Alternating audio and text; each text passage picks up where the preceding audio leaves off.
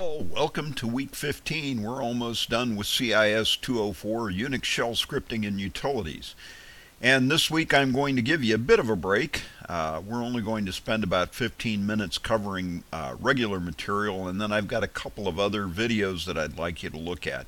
One of which explains the usefulness of Linux on the desktop, and another one that compares or actually shows how to dual boot Windows 7 and Ubuntu. And in my experience, Windows 7 and Ubuntu play well together. Windows 8 has a tendency to beat up the Grand Unified Bootloader, and as yet I've not done anything with Windows 10 and Ubuntu. And furthermore, I have no plans to do anything with Windows 10. Um, so, anyhow, let's get rid of Mr. Cheese here. Oh, wait a minute. And then we'll jump right into week 15. More bash and security. So, we're going to just talk about some odds and ends with bash. Some sysadmin stuff to an extent, and also some bits and pieces of Unix security. So, just to give you an idea of what we talked about last week and what we will discuss in class in week 15 for the Monday class, possibly, and or the Thursday class. But if you haven't already started working on your Project 6, the case command is something that you will have an opportunity to use in Project 6. Notice how the case starts with a case, talks about a variable name that would be read, and in, and then it specifies a value with a close paren, the action to take given that value, a set of semicolons, a pair of semicolons, then the next value you want to search for, and the action you want to take if you receive that value, and then to close that out, the matched pair of semicolons. Eventually you'll end the case statement with the ESAC. The fun thing with the case statement is you can lay it out so that the most often encountered response to your read will be the first thing in the case statement. The least, or the item that has no value whatsoever for the case statement, is anything else, and that can be represented with the asterisk, or the splat as I say, and then that can cause the entire thing to exit if you want, or you can do something else, but you would work with the most frequent responses at the top of the case command and work your way through the various responses till you get to the one response that is anything but what is required, or anything that can't be normally satisfied, and you'd have some sort of response. But again, it lays out with case, the variable name, in double quotes, in some sort of value that you're reading from the user, the action you want to take, the two semicolons, and those you can lay out for as often or as many times as you need. You end the whole thing with an ESAC, case backwards. So we talked about for loops, and you'll use those in the shell, while loops and until loops. You can also use select to create menus.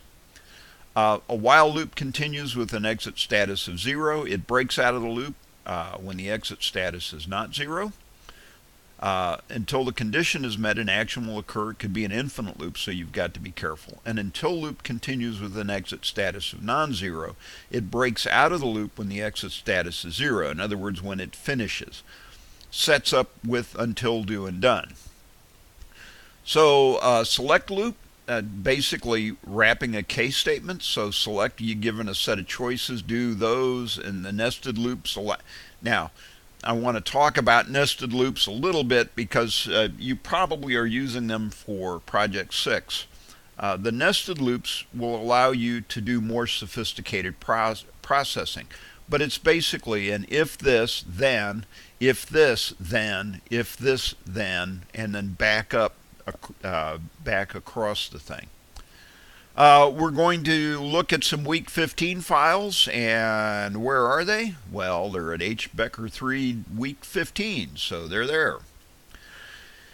I/O redirection. So you can redirect input and output, and we've done this several times. You can do it inside of scripts. If we do the Audi Duty text file, if we take a look at this Audi Duty underbar text file, there it is. Okay, it's got numbers on it for some reason here, and that's because it was set up with numbers. Let's do number it. Let's take a look at number it. So this is put line numbers on all lines of memo. If a first line is less than 1, then echo usage $0 file name exit. So first I initialize the count, I read the line, and then I add the line number. So that's kind of neat. If we take a clean AudiDuty.txt file, you'd see that it would not have the line numbers on it. And then you can basically just build that thing to spit the line number into the file itself. Output is going to a temporary file, and then I'm going to move it to $1. What was $1? Well, $1 was the file that I asked it to read. Okay. So there's an internal field separator that can be manipulated. Let's see what this run it 2 does. So this script is called run it. IFS is the internal field separator and defaults to spaces, tabs, and new lines. So I'm going to change it to a colon. So names equal Tom, Dick, and Harry. So the old IFS is going to be whatever the value of IFS is. And notice the comment sitting here. Save the original value of IFS. So echo new field separator is the new IFS, which is IFS now has been set to colon. For persons in dollar names, names are set up Tom, Dick, and Harry. It's going to do echo hi persons, done. And then I'm going to set IFS to old IFS. And then I'm going to set Jill, Jane, and Jolene. For girl and dollar splat, do echo howdy girl. Really? So what's that going to do? Hi Tom, hi Dick, hi Harry, hi John, hi Jill, Jane, and Jolene. How does that really work?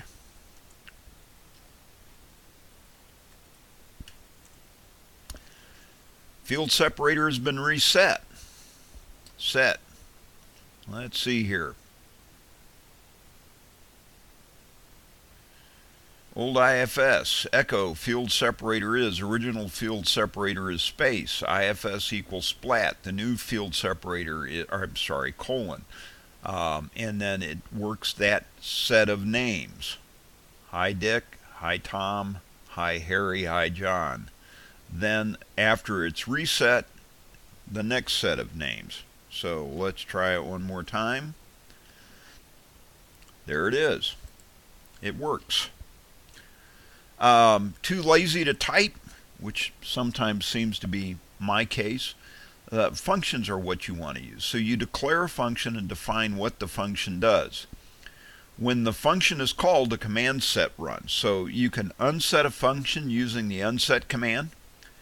You would normally declare functions early in the script by tradition, but there is a script out here that I want to look at called checker. So this just does nothing more than demonstrate. So the function usage echo error $splat, send the error messages to the same spot that you're sending the output, the standard out.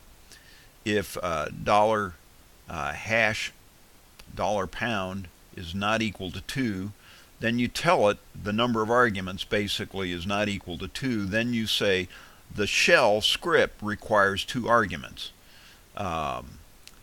If it not readable and writable, if the file is not readable and writable, then you would get that $1, the file that you're giving to it is not readable or writable.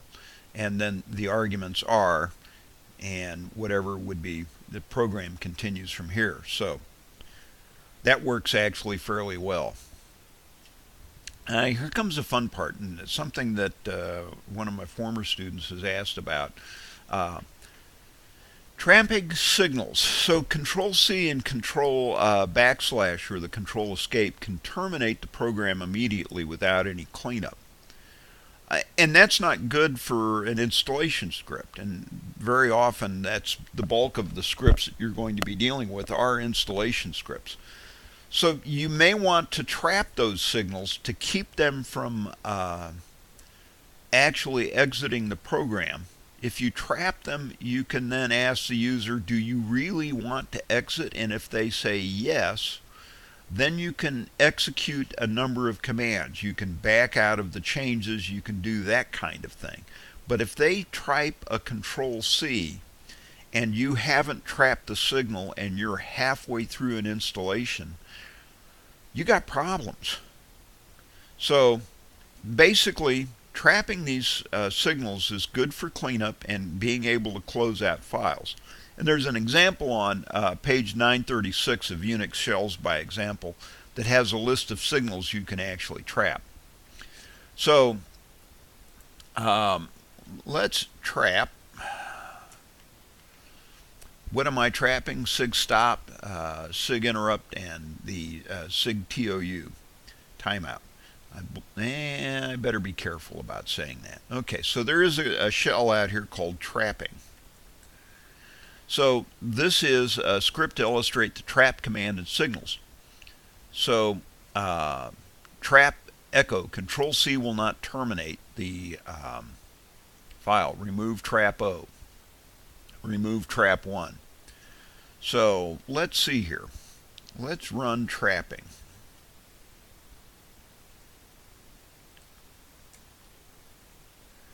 So Control C. No such file or directory. So if I had these trap,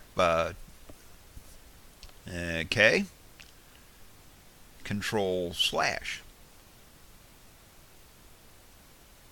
How about Control Z? And let's stop that. So let me touch trap O, trap 1, trap 2, right? So there they are. Let's run trapping again. Control C. Control, nope. Control Z, right? Nope. Hit enter, stop. Let's look to see what the files are gone. Okay. So let's look at that code one more time just to be on the safe side. So trap and then echo the INT. Trap and then echo the quit, which is the Control escape. Trap and then echo Control Z, which is the TSTP, the stop. So basically I've trapped those signals, the INT, the CUT, and the TSTP. So let's move on. We've talked about this before and you've seen it used. The -X will actually allow you to see the logic of the shell in action, and we used it a few minutes ago, so that's there. Command line options. Options require a leading dash, and you've seen that, and you've used commands that already exist. There's a number of commands out here that we'll look at in class, the get ops. The eval command will evaluate a command line, it will perform the shell substitution, and then execute the command line. You're going to use it when increased flexibility is required to parse the command line. So I've set this A, B, C, and D, echo the last argument, and then we do an eval on the last argument. We'll talk about that later. Also, we talked about in the past the restricted shell, bash-r, and then we showed you how to get out of it, and I'll show you this in class again too. So there is a set command that can be used to turn shell options on or off. The set-ovi is my favorite because I like VI on the command line. The other way of doing this, the expanded version of the shell, set, is the shell opt, the shell options, and we'll get through that. Shell built-ins, we've already looked at those previously, so we aren't going to go very far with that, but we will talk about those in class. Now, let me discuss a little bit about the system administrator. It's the super user, and it's the # prompt. There's another way of doing it in a Linux environment. It's called super user do. And you have to be part of a super user group, an admin group, and your ID has to be part of an admin group. And then when you want to execute a command as root from your ID, you have to use the sudo space the command name.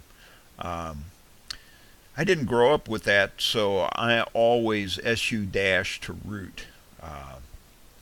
But the system administrator has enhanced responsibilities and has a great deal of responsibility riding on his back to make sure, and I say he because when I was around, it was mostly men that were system administrators, although these days anyone can be a system administrator and anyone can be a good one.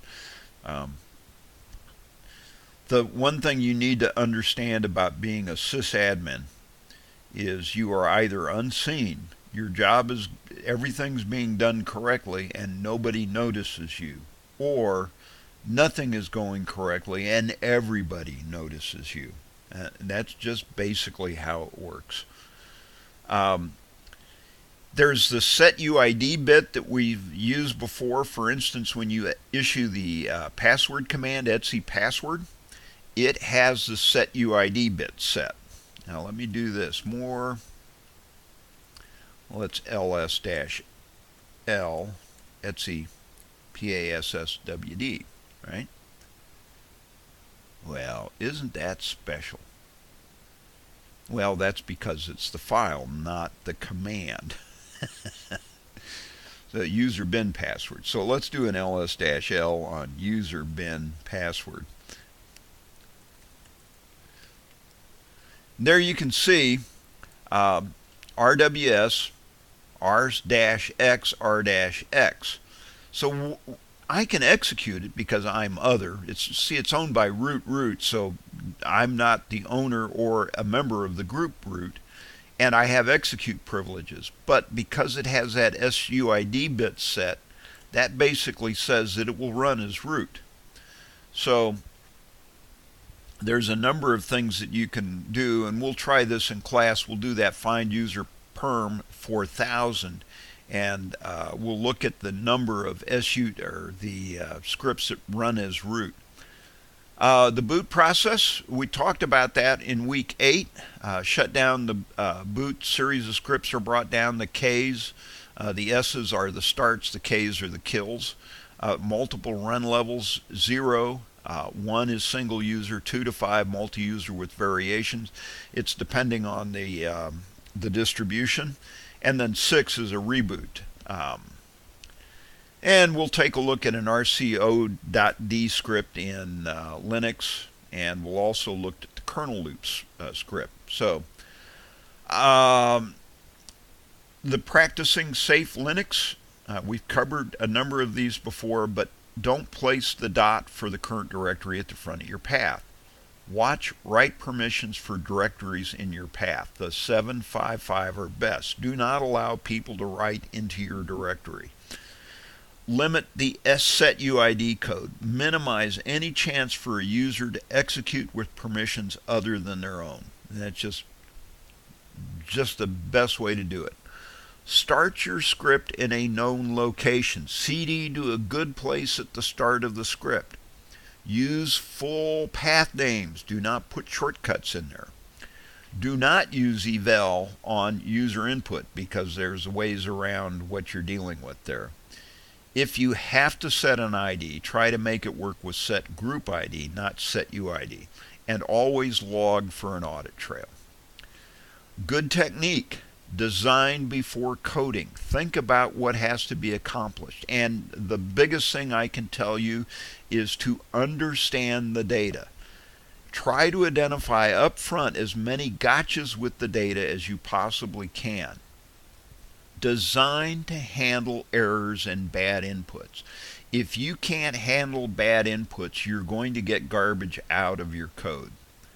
Always validate your input, and I go back to that Earth orbit example that I've talked about before. Test code, read it critically, and when possible, have another programmer review it. We always had review sessions, walkthroughs with code before they were put into production with other programmers. Sometimes that gets a bit dramatic, sometimes that gets a bit intense, but it's good practice. And it's good if you have a group of programmers that can deal with each other in an adult fashion. Trojan horses. Linux is not as susceptible to viruses as it is to Trojan horses. It's a script that may look useful and harmless, but they exploit some key to a backdoor. If you have root privileges and a writable bin, you're in trouble. If you let things like these Trojan horses in. If you do have root authority, never log in as root. Always log in as yourself and then become root using the su space dash root. And you don't have to say root. Su space dash assumes that you're logging in as a root user. And that is where we're going to stop today. In class, we will also work on dealing with the final test. So for all intents and purposes, that's the end of week 15. Again, there will be a couple of other videos that will be put out for you to look at, and they are regarding using a dual booted Windows 7 and Ubuntu image and reasons to use Linux. And we'll see you in class.